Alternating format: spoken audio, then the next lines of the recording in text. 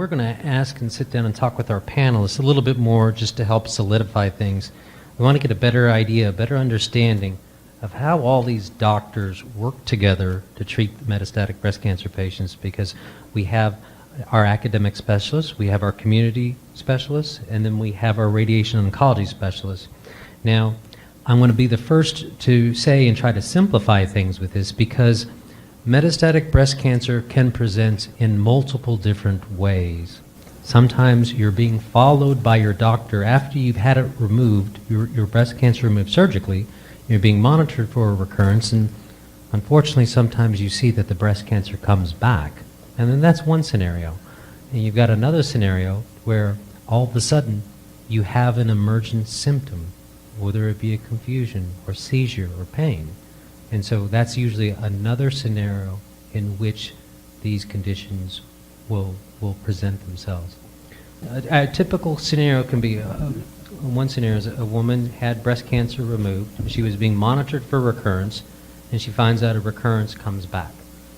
So she could be followed by a physician in the academic setting, she could be followed by a physician in the community. How is it that you all doctors all together, which is sometimes difficult to believe, we do work together. How is it that you all can tend to work together, coordinate care, and manage patients? Who develops a treatment plan? How can there be a good working relationship between different types of doctors in this setting? What do you think over here? I mean, I think the medical oncologist is the quarterback because he has to put the treatment plan together. And we use the way I look at radiation is one drug, and it is the most effective drug for breast cancer, but only where you aim it. But it's 100% effective where you aim it. So if you have breast cancer and you have a problem somewhere, radiation is what you do. Now, we do definitely have to work together, because the downside of radiation is that it's a nuclear bomb. And every time you radiate somebody, you start taking away bone marrow and a lot of other nice stuff that they need, and it can really complicate treatments down the road. And the radiation oncologists have gotten much better and better over the years at recognizing that we're better and better. When we used to be really bad at this, and we only had 2 or 3 drugs and they didn't work, the radiation doctor could say, look, my drug's going to work. It only works for aiming, but it's going to work. His drugs don't work at all. Now we have a lot of effective drugs, and so the communication is much more direct and with the patient. Do you want to radiate? Do we need to radiate this now, knowing that we may be burning bridges later on? What do you think? Is that what you're after? Well, I think to take a step back, also, when a lady is being followed, they come to my clinic or they come to the surgeon's clinic and they have a breast exam, they get blood work with the medical oncologist. So the first step is finding that new lump or that new change in the breast that needs a workup, or maybe something on the mammogram. So that's really the first step. And then what happens is they'll go back to the surgeon, and they are taking over at that point in terms of what to do next, which usually involves doing a mastectomy if there's breast conservation up front, getting a biopsy, getting tissue diagnosis. And then oftentimes, we do have cancer conferences every week, and I do see you there, Scott. So we talk about cases, especially when it's something that a patient's been treated before with radiation and surgery and chemotherapy. Now it's come back, and then what do we do next? And I think that's one of the ways we work. And then the other one is, of course, I got his cell number and he's got mine. So that's the other good way to get in touch. But I think that's kind of like the behind the scenes part of how we take care of this. And then I think Scott is right in terms of the treatment. Like I said, chemotherapy is nowadays the backbone, but sometimes there's a spot, and we can take care of it. And yeah, there's a cost to everything that we do, chemotherapy or radiation, but there's also a benefit. So you have to kind of trade it off, and we talk amongst each other to decide what next. Yeah, and about the question of how we integrate between academia and local physician, it's often that it depends on the subtype of breast cancer. We do have a lot of really good treatment for breast cancer that's a standard of care.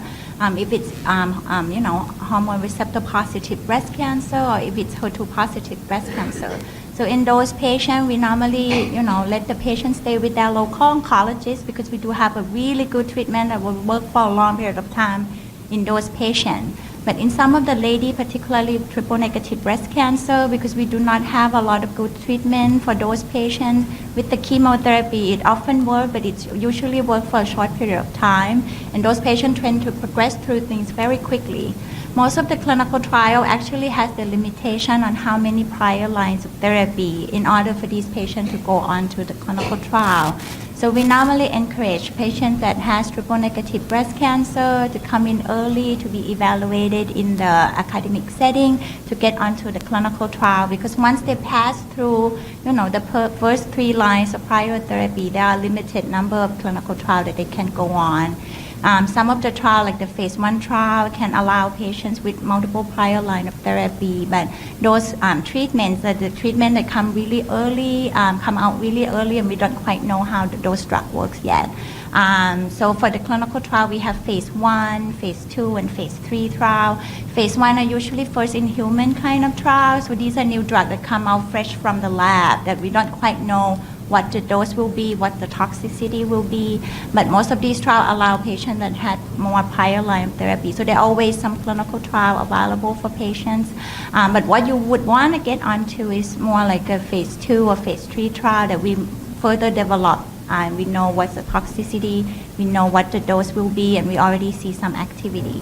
So it depends on the subtype of breast cancer, and we often work with the local oncologist and trying to send them back, because when we have treatment that works really well, there's no point in traveling 2 or 3 hours just to get the treatment, and you can get the same good quality treatment with your local oncologist closer to home, and that's how we work together.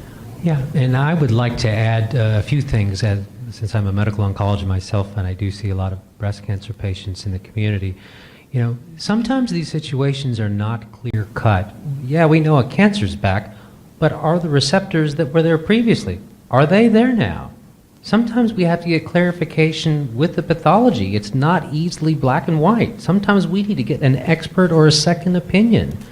And so it's always a good idea, either if it's coming to reassessing and establishing a diagnosis, or if it's just to have a fresh set of eyes from someone who might see this more frequently.